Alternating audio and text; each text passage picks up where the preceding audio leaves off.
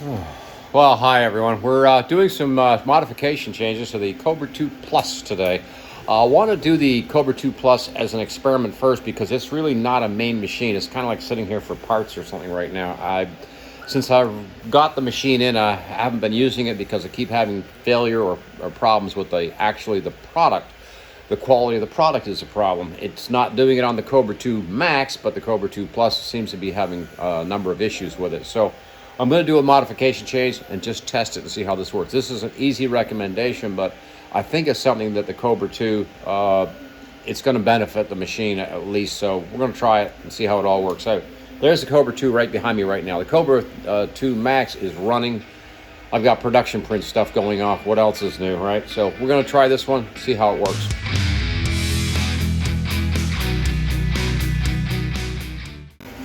Yeah, to get more into it, here's the changes. I've taken the filament runout sensor and jumped it out. I've just got a piece of, filament just stuffed in there.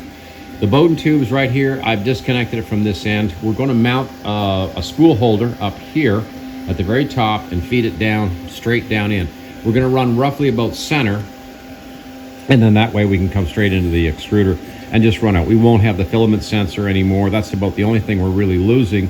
And to tell you the truth, I don't really use the filament sensor run out thing anyways. I usually cut off before I run out. And the reason I do a lot of that is look at these spools here, right there. There's four of them right here, right now. And all three are too short to, make the product on their own. So what I'm doing is I'm just gonna go ahead and just run them off kind of thing.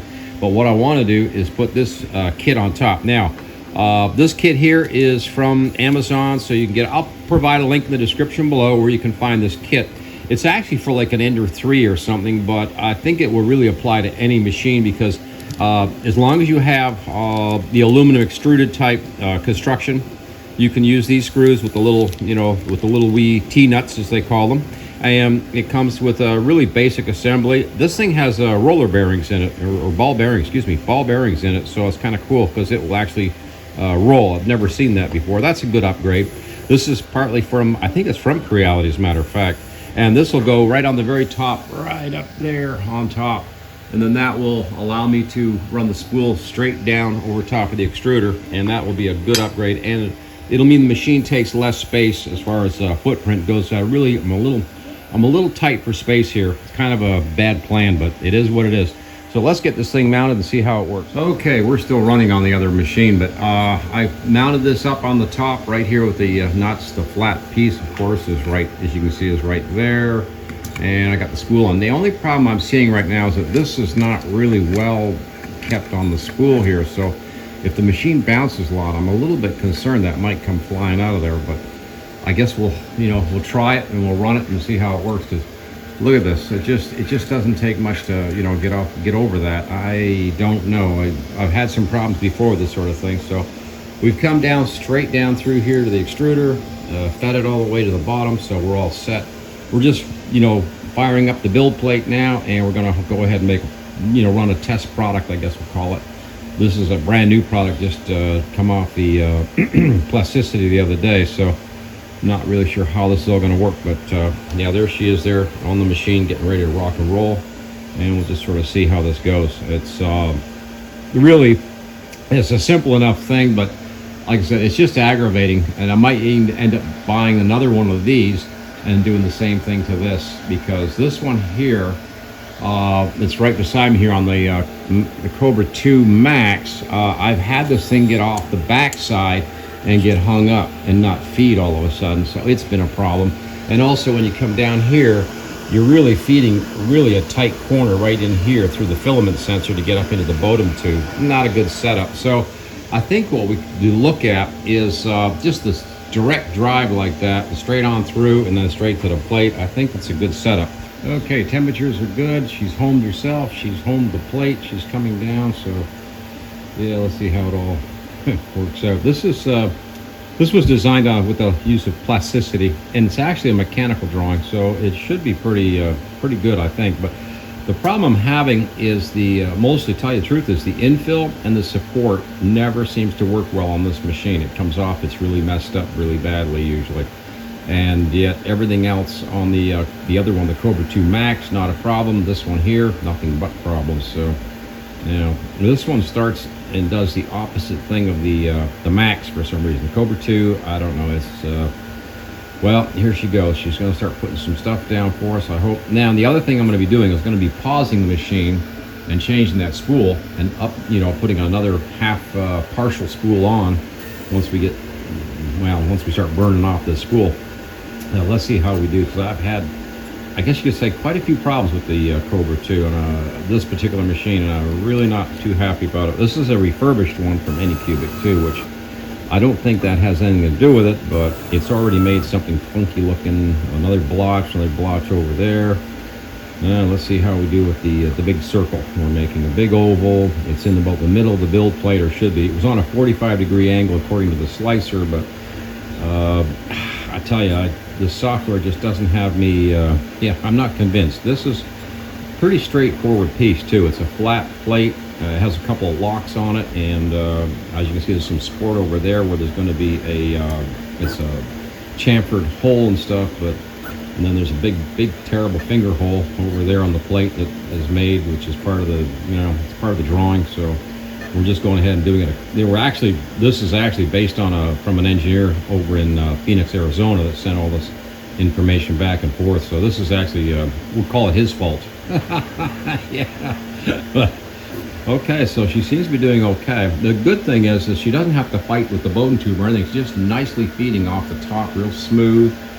And the bearing is moving and everything with it, so as it's feeding, so it's really a smooth feed right straight through.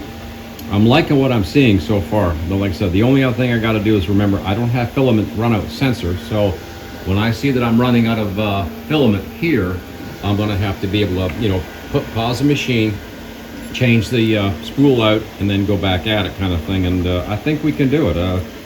Okay, let's let this run for a bit, and then we'll come back and check on it. Well, we are seeing a bit of a problem already. It didn't take long. As you can see, all this extra filament, what's happening is it's unspooling itself too easily. It's almost like we need a little bit of some brake pressure up here. It's actually, there's not any drag, and I thought that would be great, but you know, look what's happening. I'm getting this great big, you know, funny looking mess up in the air here.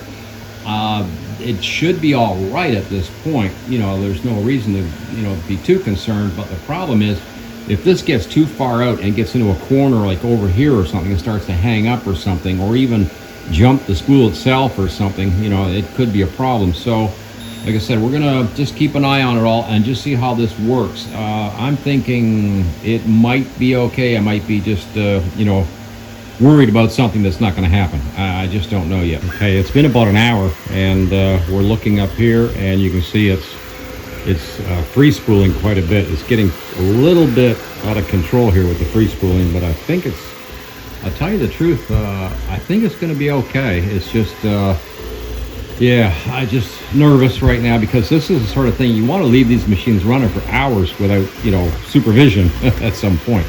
Now this one here, just take a look at it. It's just about down to the last loop here. So once it gets down to the very end, what I'll do is I'll let it come off the spool, get it about here someplace, and then pause the machine, and we'll put a fresh spool on.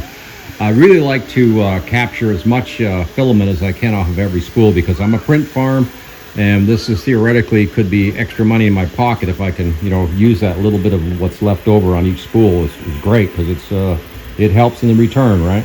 Okay, we've switched over. We're back up and rolling. Again, got the, you know, a little bit of free spooling going on. I'm not sure how much trouble that's going to be. Let's come over here for a minute. There's the empty spool, and there's what's left. So I would say that's pretty successful. We've, you know, got that little bit of filament off that last little bit of the spool, and now we're working on the next spool. So yeah, now the only problem is how good is the product. That's my other worry because the this thing here, the Plus, just doesn't seem to do a good job. I'm really not happy with it. Well, we're over here at the bench for a minute. We finished running this, and this is just, I guess you could say, leftover short pieces. So that's a good thing because we weren't wasting a, you know, brand new spool on some stuff, because this is all lumpy. It's wavy. There's separation lines, huge ones inside the plate and stuff. The whole thing is absolutely, this piece of junk. It'll just have to go right in the garbage can. Can't be sold, can't do anything with it. Nobody wants, you know, no client in his right mind would want this thing, so it's a piece of junk, yeah. And that's the problem with the Kobra 2 Plus. It's all I've been getting is junk off of it. It doesn't seem to be able to print anything without problems. So I'm going to adjust the bearings on it, and I'm also going to check the software and maybe even try the slicer, like maybe try Orca, you know, instead of using their in-house slicer. And I'll put just lavender or some garbage color I've got here on the machine, run that through, and that way we can make something like this for a test again. There is one good thing, and that's there's no warping here, so that's interesting that it didn't do that, because usually something like this just, you know, just warps when you come off the machine. But the lines and the grooves and everything are really heavy. There's huge gaps here. There's even a space right here where it didn't even print anything, you know. So a lot of issues. I was kind of hoping that maybe that easy feed through the top thing straight down in or something would help some of these problems out, but it's just all it's done is just, it's doing the exact same thing it's been doing since it came in here. It's still a problem. It's a refurbished machine from Anycubic, so it doesn't say a whole hell of a lot about their situation, does it? Yeah. So the Kobra 2 Plus, I cannot recommend that machine to anybody at this time, especially a refurbished one apparently, because I can't get, I can't get a good print off that machine. But I am going to make some adjustments and change the slicer software around a little bit, dial it in a little bit, and see if I can get a better plate off of that, because otherwise that machine is just here for parts. It's absolutely no good to me. That's a shame. I wish I hadn't bought it now, but regret. No. Anyway, I will get back to you on this continuing project. This is what, Thursday? So yeah, next week when I come back, by that time I'll have something run again and on that machine, and we'll try and see if we can get something off of it that's decent. Right now, nothing is coming off of it that's of any value, that's any good. You know, it's like, wow. Hey, thanks for watching Coffee and Tools. Please like, share, subscribe, and ring the notice bell, and we'll be back with more content. Over and out.